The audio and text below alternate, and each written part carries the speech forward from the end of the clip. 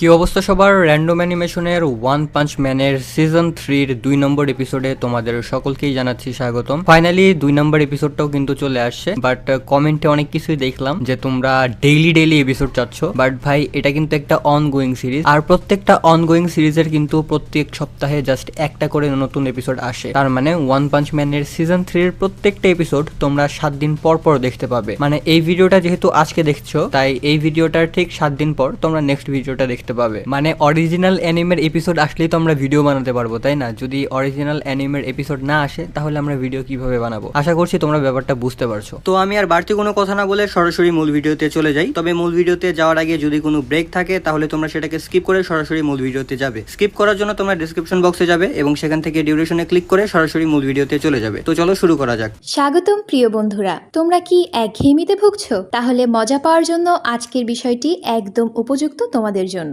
এখানে তোমরা বিভিন্ন খেলার ফলাফল জানতে পারবে, খেলা সরাসরি দেখতে পারবে এবং ভবিষ্যৎবাণী করার মতো মজার একটি অংশও রয়েছে, যেখানে তুমি অনুমান করতে পারো কোন দল জিতবে, কতটা ব্যবধানে ইত্যাদি। এতে রয়েছে আকর্ষণীয় পুরস্কার জয়ের সুযোগ, বিলাসবহুল গাড়ি, নামি মোবাইল ফোন, কম্পিউটার এবং আরো অনেক কিছু। এটি এমন একটি বিশ্বস্ত জায়গা যেটি পিএসজি এর মতো আন্তর্জাতিক খেলার দলের পৃষ্ঠপোষকতা পেয়েছে, তাই এতে কোনো সন্দেহের সুযোগ নেই। নতুন কিছু খেলার সংযোজন হয়েছে, যেমন দ্রুতগতির চ্যালেঞ্জ খেলা ও মুরগির পথ চলা খেলা, যেখানে সহজেই খেলে আনন্দ নেওয়া যায়। আর হ্যাঁ, যদি তুমি আমাদের প্রচারমূলক সংকেত ব্যবহার করে নিবন্ধন করো তাহলে পেতে পারো 12,000 টাকা পর্যন্ত পুরস্কার একদম বিনামূল্যে। সঙ্গে থাকবে প্রথম জমাই অর্থের পর বিনামূল্যে ঘূর্ণনের সুযোগও। অর্থ গ্রহণ ও প্রেরণ করা যাবে খুব সহজভাবে, নগদ, বিকাশ, রকেট, ব্যাংক হিসাব সহ আরো অনেক মাধ্যমে। তাই আর দেরি না করে উপরে থাকা স্থায়ী মন্তব্যে ক্লিক করো, সেখানে নিবন্ধনের প্রক্রিয়া রয়েছে।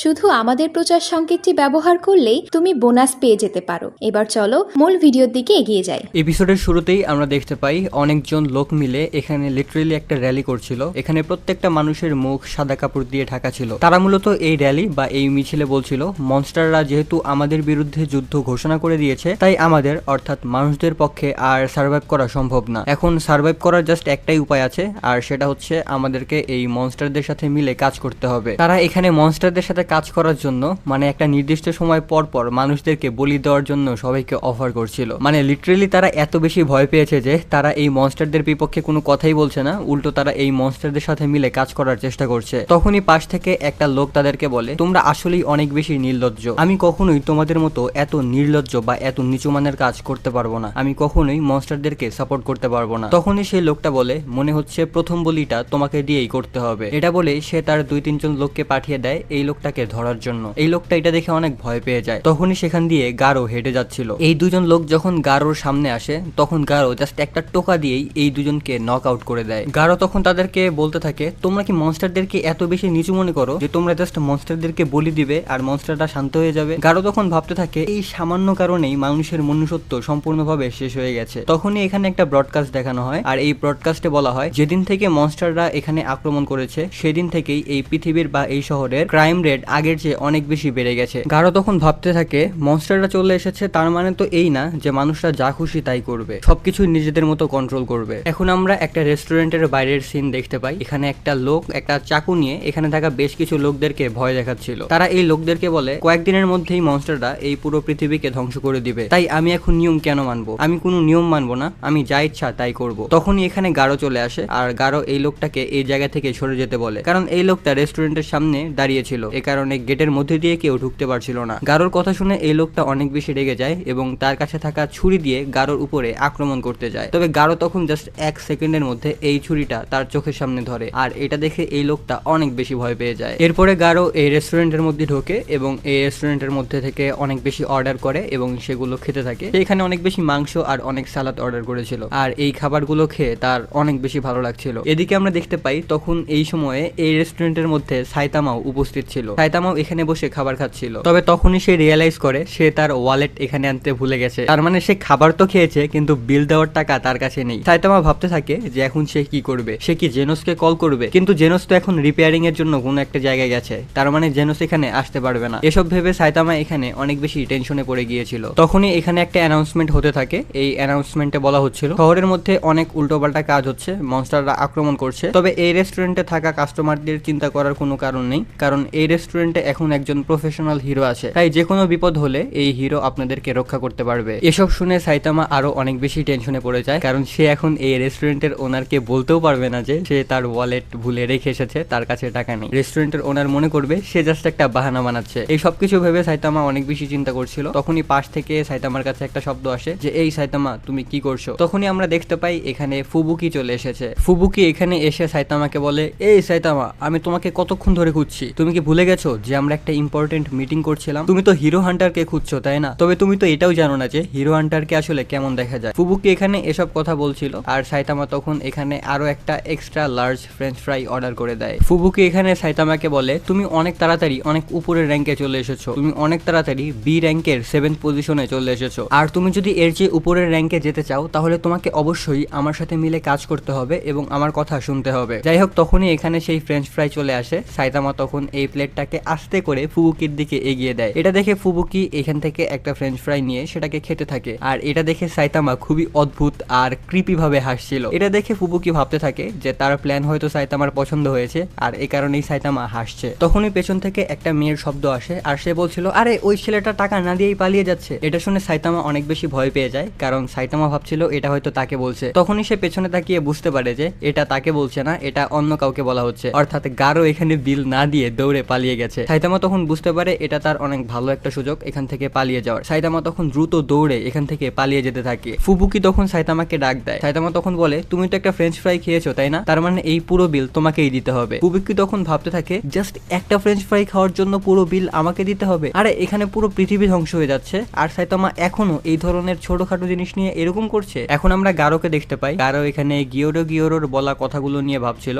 গিওরো তাকে বলেছিল, তুমি মনস্টার অ্যাসোসিয়েশনে থাকতে পারবে, ভালো মতো খাবার খেতে পারবে এবং নিজেকে হিল করতে পারবে, তবে এর জন্য তোমাকে নিজেকে একজন মনস্টার হিসেবে প্রমাণ করতে হবে, আর এটা প্রমাণ করার জন্য তোমাকে একটা হিরোর মাথা কেটে আনতে হবে। গারো তখন ভাবতে থাকে, এটা কত ফালতু একটা জিনিস, একটা মনস্টারের কখনোই এমন হওয়া উচিত না। একটা মনস্টার এমন হবে যাকে দেখলেই তার সামনে থাকা সবাই অনেক বেশি ভয় পেয়ে যাবে। এখন আমরা টারিও নামের সেই বাচ্চাটাকে দেখতে পাই। এই বাচ্চাটাকে আরো 3জন বাচ্চা মিলে অনেক বেশি বুলি করছিল এবং তাকে মারছিল। এই 3জন বাচ্চা এই বাচ্চাটাকে বলছিল, তুমি সেখান থেকে কিভাবে বেঁচে এলে, তার মানে তুমিও একটা মনস্টার। এই বাচ্চাটার কথা হয়তোবা তোমাদের মনেই আছে, সিজন 2 এর সকল হিরোরা যখন গারোর উপরে আক্রমণ করেছিল তখন এই টারিও কিন্তু সেখানেই ছিল। যাই হোক, গারো তখন এখানে এসে এই বাচ্চাদেরকে ভয় দেখিয়ে এখান থেকে দূরে পাঠিয়ে দেয়। গারো তখন এই বাচ্চাটাকে বলে, এটা কত বেশি কোইন্সিডেন্স তাই না, একদিনে আমাদের 2বার দেখা হয়ে গেল, তুমি এখনো একটুও বদলাওনি। মানে গারোর উপরে যে সকল হিরোরা আক্রমণ করেছিল সেটা কিন্তু আজকেই হয়েছিল, বাট আজকে হলেও আমরা এটা দেখছি 6 বছর আগে। তো যাই হোক, এই বাচ্চাটা তখন গারোকে দেখে বলে, আরে বুড়া লোক তুমি এখানে। এটা শুনে গারো অনেক বেশি রেগে যায় আর বলে, আমি বুড়া না,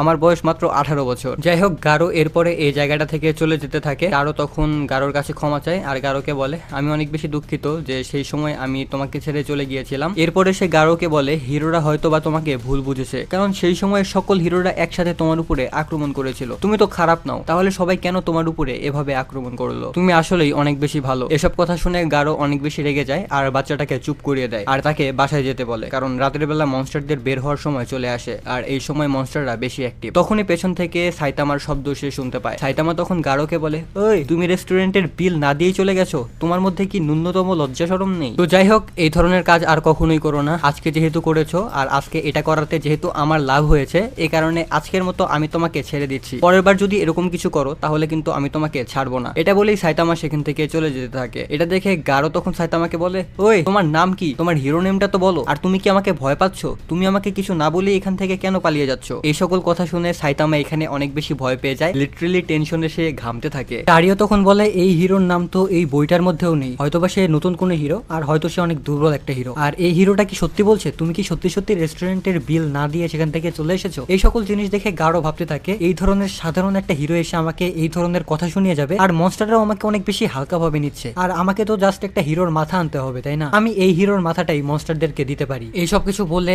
গারো ধীরে ধীরে সাইতামার দিকে এগিয়ে যায় এবং সাইতামার কাছে গিয়ে সে সাইতামার উপরে একটা পাঞ্চ মারতে যায়। পাঞ্চ মারার সময় গারো সাইতামাকে বলে, তুমি আমাকে নিয়ে মজা করার সাহস কিভাবে পেলে? আমি একটা মনস্টার আর আমি এখন তোমাকে একদম মেরে ফেলবো। সাইতামা তখন তার হাত জাস্ট পিছনে করে গারোকে একটা পাঞ্চ করে, আর এই পাঞ্চের কারণে গারো সেখান থেকে উড়ে চলে যায় আর গারো এখানে নক আউট হয়ে যায়। এটা দেখে সাইতামা আবারও অনেক বেশি হতাশ হয়ে যায় আর সে ভাবতে থাকে, আমি হয়তো একটু বেশি বাড়াবাড়ি করে ফেলেছিলাম। তার উপরে সাইতামা যে এখন এরকমটা করলো এটার একটা উইটনেসও কিন্তু এখানে আছে। সাইতামা তখন এই বাচ্চাটাকে জিজ্ঞাসা করে, তুমি কি আমার নাম জানো? এই বাচ্চাটা তখন বলে, না আমি আপনার নাম জানি না। এরপরে সাইতামা এই হিরো বুকটাকে খোলে এবং এর ভেতরে নিজেকে খুঁজতে থাকে। তবে এর ভেতরে সাইতামা নিজেকে খুঁজে পায় না। এ কারণে এখানে সাইতামা অনেক বেশি হতাশ হয়ে এখান থেকে চলে যেতে থাকে। এদিকে টারিও মানে বাচ্চাটা এখন গারোকে জাগানোর চেষ্টা করতে থাকে। গারোর জ্ঞান ফিরে আসার পর গারো বুঝতে পারছিল না যে এখানে কি হয়েছে। বাচ্চাটা তখন গারোকে বলে, এই হিরোটা জাস্ট তোমাকে একটা পাঞ্চ মেরেই নক আউট করে দিয়েছে। যাওয়ার সময় সে বলছিল যে এবারেও সে ভুল করে ফেলেছে। এটা বলেই সে এখান থেকে চলে যায়। তখনই এখানে কিং দ্য রিপার আর ইনসেক্ট গড মানে এই দুইটা মনস্টার চলে আসে। এই দুইটা মনস্টার অনেকক্ষণ ধরেই গারোর উপরে নজর রাখছিল। তারা এখানে এসে গারোকে বলে, গারো তুমি মোটেও কোনো মনস্টার না। আমরা নিজের চোখে দেখেছি